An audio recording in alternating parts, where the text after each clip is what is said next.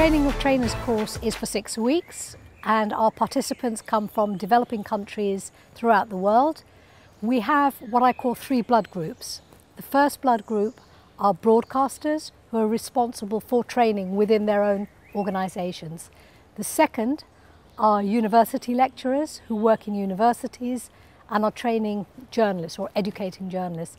And the third group are people who work as trainers for NGOs. I came across this opportunity of getting training from RNTC, and I said, okay, if I can get this, then it can help me back up what I'm looking for in working for a training organization.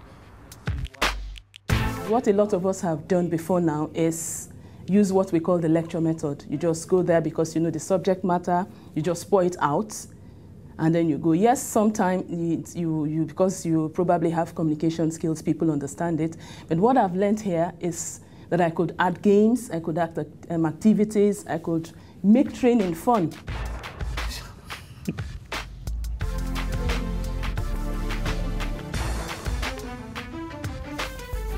My feeling is that this training was a bridge which we are going to use to move from one side of the world to another side as trainers.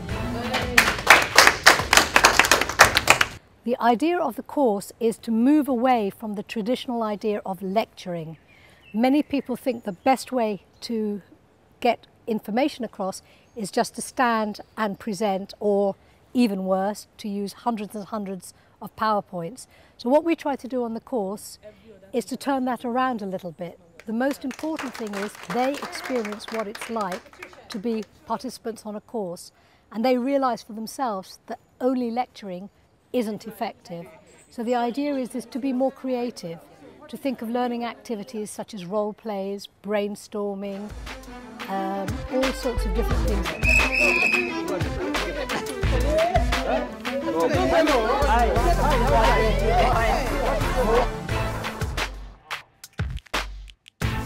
And here, after coming here, I've learned about the learning outcomes, how to frame a learning outcomes, which includes the knowledge part, skill, and attitude. Importance of knowing the target audience. Everybody on the course gives at least 3 mini trainings themselves, and we give feedback on that. Part of it's to do with presentation style, part of it's to do with how you structure your training, part of it's to do with identifying what your outcome needs to be. So what is it that you are trying to teach people to be? We have also learnt about how to design a course.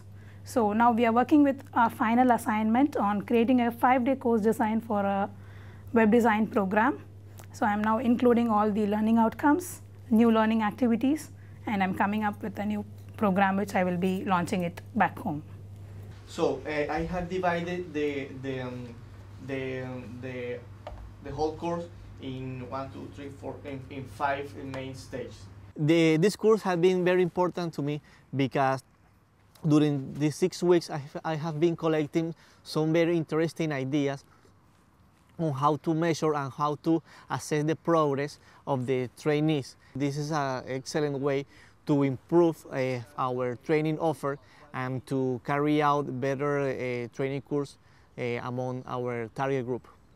What I think I can do is go back, sell the training that I've designed, for instance, to my organization, tell them the reason why we need to do it at the point we need to do it. There are so many things I am really going to implement when I get back. We have lived together like a family.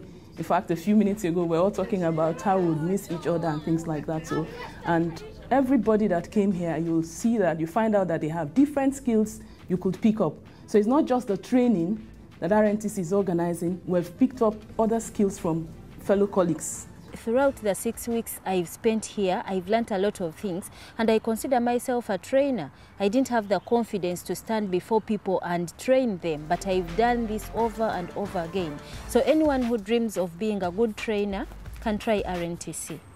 As one of them said, it's not about motivating only my students, it's about motivating myself to become a better trainer and to understanding why I need to do things differently. That's what it's all about. Yes!